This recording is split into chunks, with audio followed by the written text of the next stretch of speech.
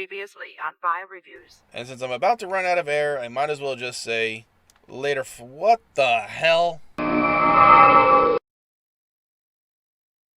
now on Vile Reviews.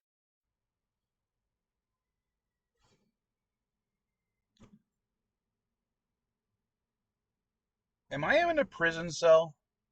You are. Why am I in a prison cell? Because of your crimes. What crimes? For being a bad YouTuber, you never posted a review of the final episode of the first season of Voltron Legendary Defenders. You never finished the Star Trek original series reviews. You still have not updated the Legend of Zelda timeline in nearly 2 decades. You're a bad YouTuber, and you need to be punished. Well, the computer that had the Voltron episode was stolen. I did finish the episode. I can't really be blamed for that. As for the TOS reviews, Katty wanted to take a break. And as the younger Vile kids aren't into Star Trek, I didn't want to force them to watch it. When it comes to the Zelda timeline, there's an official timeline now. Hyrule Historia. And they keep adding to it with the new games, for the most part. And what does it matter? I was right. There's more than 2 timelines. I don't really need to. Silence. I don't want to hear your excuses. You will be punished. You will finish those reviews, starting with the alternative factor. No! That is one of the worst, I mean one of the worst episodes of the original series. Even when me and Katty were doing it, I was thinking about just skipping that one.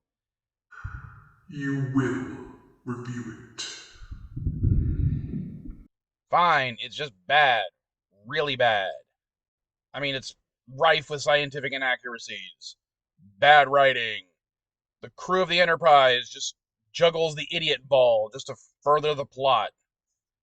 I mean, hell, the script was so bad the original guest star, John Barrymore, you might know him better as Drew Barrymore's dad, didn't even show up for filming. That's it. No. Do a proper review, where I will put the episode on repeat until you do. Fuck me. Alright. Can I just have a moment to mentally prepare myself? You have until the end of your theme song.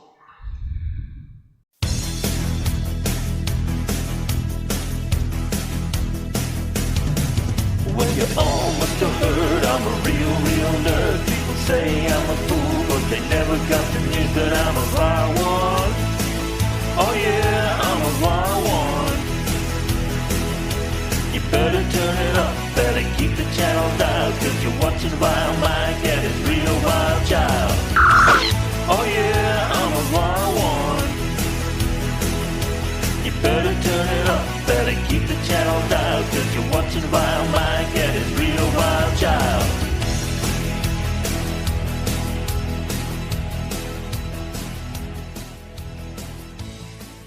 Buy something at SD GameSwap, or I'm going to put all of you in a cargo container and transport you to the Borg. Okay. This is a review for... No. Say the thing. You must say the thing. Howdy, folks. It is VileMike here, being forced to review the alternative factor. Alright, folks. Star Trek is one of the pillars of modern sci-fi. I mean, it's lasted nearly 60 years. That doesn't mean everything produced for it is great. Katty, I, and many others have made fun of some of the antiquated writing, the bad science, poor acting, and the like. It could be argued that for every good episode of Star Trek, there's an equally bad one. And the alternative factor, in my opinion, is one of the bad ones. The episode starts with the Starship Enterprise scanning an unimpressive, lifeless planet, when a stock photo of the Trifid Nebula appears over the footage. Spock gives a bad explanation of what just happened, Everything within range of our instruments seemed on the verge of winking out. Then he gives a slightly better one. The entire magnetic field in this solar system simply blinked. Though the second one makes no actual sense if you took a third-grade science class, and it's just poorly written technobabble. Suddenly a life form appears on the planet. Kirk, Spock, and some red shirts beam down, and they find a really shitty spaceship prop. I mean, this thing is literally what a child would come up with if asked to draw a spaceship. It's the Cybertruck of spacecraft. They find this guy, who probably falls down and hits his head.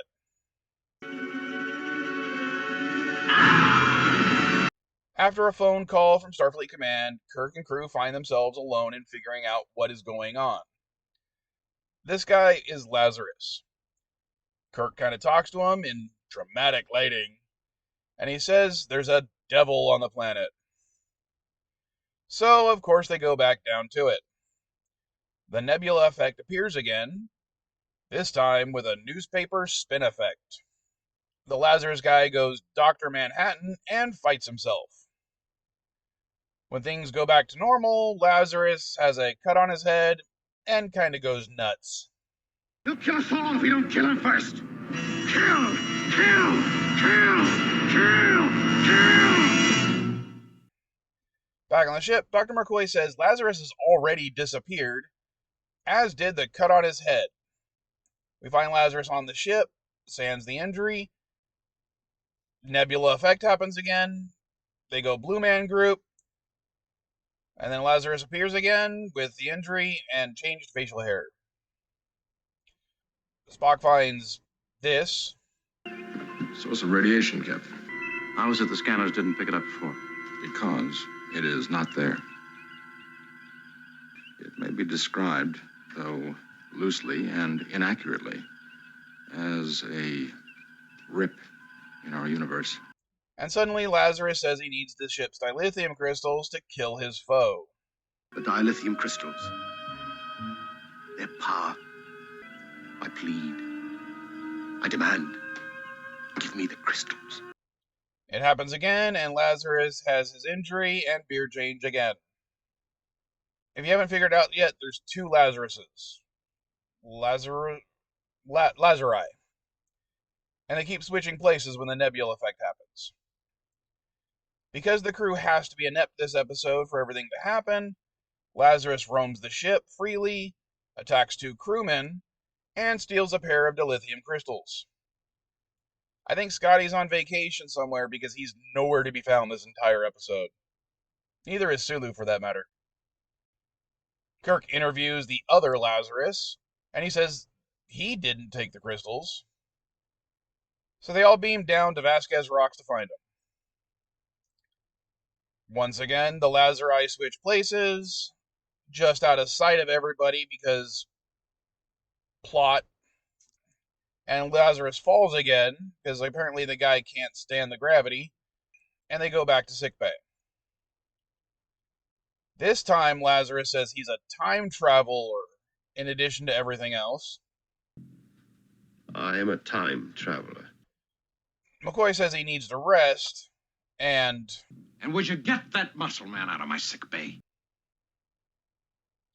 dismissing the security guard. Shock of all shocks, he escapes again. Kirk and Spock spout technobabble at each other, finally figuring out what's going on, though it doesn't really make much sense. They realize they're two Lazari. They suggest one comes from a parallel universe made only of antimatter, incorrectly suggesting that a matter-antimatter reaction would need both Lazari instead of just coming into contact with any matter, like the real world. Either way, the other Lazari starts a fire and steals two more dilithium crystals. He also assaults the transporter guy and beams down to the planet.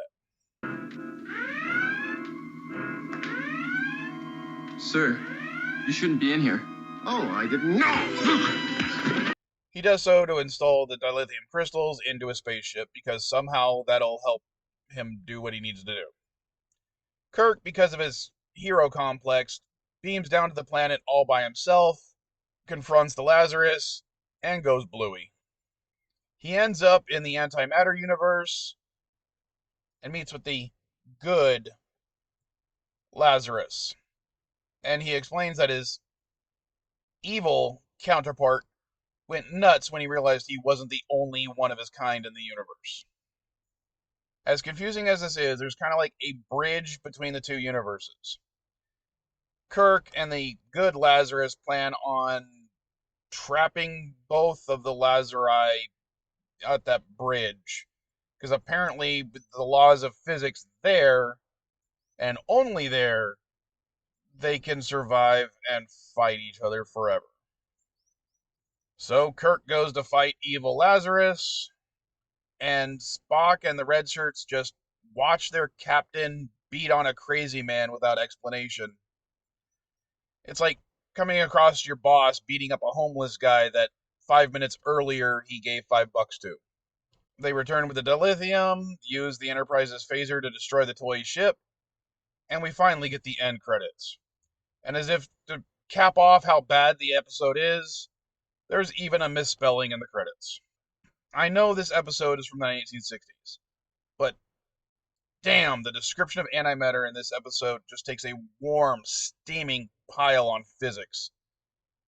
Hell, at one point, Spock describes the planet's atmosphere as this. Iron silicon base, oxygen, hydrogen atmosphere, largely arid, no discernible life, no surprises. I know that might not seem like bad science to some of the people we've elected to Congress, but that means just one tiny spark and the whole atmosphere explodes in a giant redox reaction. There's a reason we use liquid hydrogen and oxygen as fucking rocket fuel.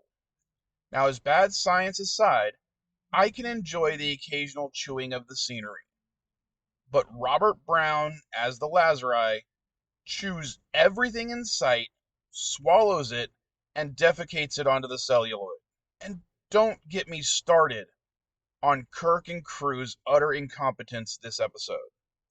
The pair of Lazari basically have free reign of the ship and are able to steal the most sensitive components twice and escape without anyone really trying to stop them. This episode is just bad.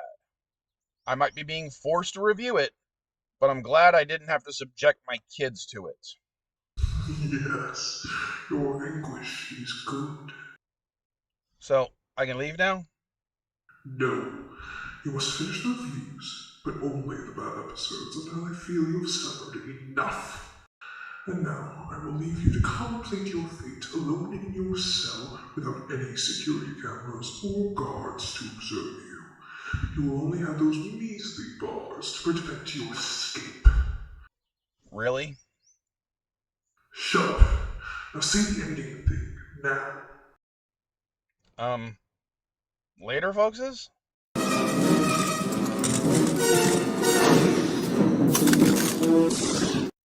Avoid super battle droids, but not the super dealers at SD GameSwap.